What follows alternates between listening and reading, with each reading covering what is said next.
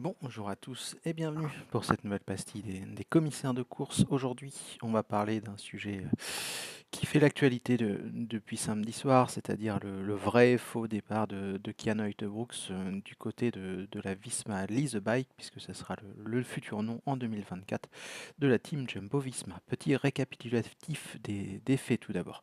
Aux alentours de 17h30 ou 18h, la Jumbo-Visma crée la sensation en annonçant la signature d'un contrat de pas moins de 4 ans pour Kian Uijtdebroeks, qui pourtant n'était pas en fin de contrat chez Bora Hansgrohe, mais qui donc, selon la Bora, et on avait toutes les raisons de croire ce communiqué, parce que vous le savez très bien, quand une équipe annonce les choses, c'est que c'est plus ou moins officiel, enfin normalement, en tout cas jusqu'à présent, sauf que le seul problème, c'est qu'une heure plus tard, une heure et demie plus tard environ, communiqué de la Bora qui annonce que Kian est toujours sous contrat avec eux jusqu'au 31 décembre 2024. Donc branle-bas de combat depuis hier soir aux alentours de 18h30 et ce démenti de la Bora Hansgrohe, puisqu'on ne sait pas vraiment sur quel pied danser.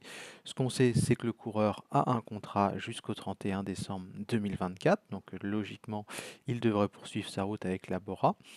Mais visiblement, on sent qu'il y a peut-être une petite faille, puisque l'agence qui s'occupe des intérêts de Kian Uijtdebroeks a publié elle aussi un communiqué un petit peu plus tard dans la soirée, où elle explique qu'elle est plutôt confiante dans le fait que Kian va rejoindre la Visma Lease Bike en 2024.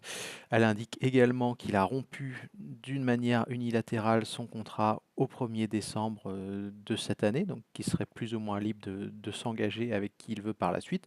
Sauf que seul problème, euh, on peut rompre un contrat si on le veut, mais dans le monde du sport et dans le monde de l'entreprise de manière générale, on ne s'engage pas comme ça pour une autre formation. Dans la foulée, imaginez Kylian Mbappé qui voudrait quitter le PSG, qui annonce qu'il rompt son contrat et le lendemain il signe gratos au Real Madrid. Non, ça se passe pas comme ça. Et heureusement d'ailleurs qu'il y a des garde-fous. Donc il va falloir voir un petit peu ce qui se passe. Il va falloir attendre la réaction de l'UCI qui est pour l'instant aux abonnés absentes, comme souvent, vous me direz bien entendu. Mais voilà, à un moment, il y a quelque chose d'assez malsain, je trouve, qui s'installe. Il y a un jeu un petit peu dangereux de la part des agents qui est mis en place, où on met la pression sur les équipes, on cherche toutes les failles juridiques possibles pour pouvoir sortir un coureur lorsque l'on le souhaite, et c'est pas normal. Il serait temps que l'UCI, pour moi, tape du poing sur la table et aille expliquer que Kian a un contrat et qu'il faut le respecter jusqu'à la fin de la saison 2024, parce qu'on le rappelle aussi, c'est l'UCI qui est censé valider les contrats ou la fédération belge. Je ne sais pas vraiment comment ça se passe au niveau de la validation en ce qui concerne le World Tour. Mais voilà, on a la liberté, on a la possibilité, en tout cas chez les instances, de ne pas accepter ce transfert et d'envoyer un signal fort.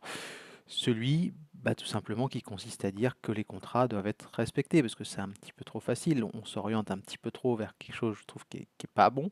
Même dans le foot, on ne rompt pas comme ça un contrat, ou alors on va passer à la caisse d'une manière assez phénoménale. Et tout ça me rappelle un petit peu l'histoire de Wout van Aert, parce que la Jumbo-Visma, elle est un petit peu familière avec ce genre de procédé. Rappelez-vous, Wout van Aert qui évoluait chez Veranda Williams. Il y avait eu un espèce d'imbroglio pareil, ils avaient réussi à le sortir de son contrat pour ensuite payer, je crois, aux alentours de 600 000 euros, 600 000 dollars, si je ne dis pas de bêtises, que ma mémoire fait un petit peu défaut. Ça fait un petit peu longtemps que cette situation s'est déroulée. Donc voilà, ça va certainement être une affaire de gros sous au final, mais moi j'aimerais beaucoup que l'UCI tape vraiment du poing sous la table et pour une fois ne soit pas aux abonnés absentes en expliquant tout simplement qu'il y a un contrat et qui doit être respecté. Et c'est pareil, Cédric Vasseur a fait une sortie hier soir, je la trouve pleine de sens, où il explique quand même Richard Plugueux, donc le patron de la Jumbo-Visma, et aussi le président de l'association internationale des groupements d'équipes professionnelles.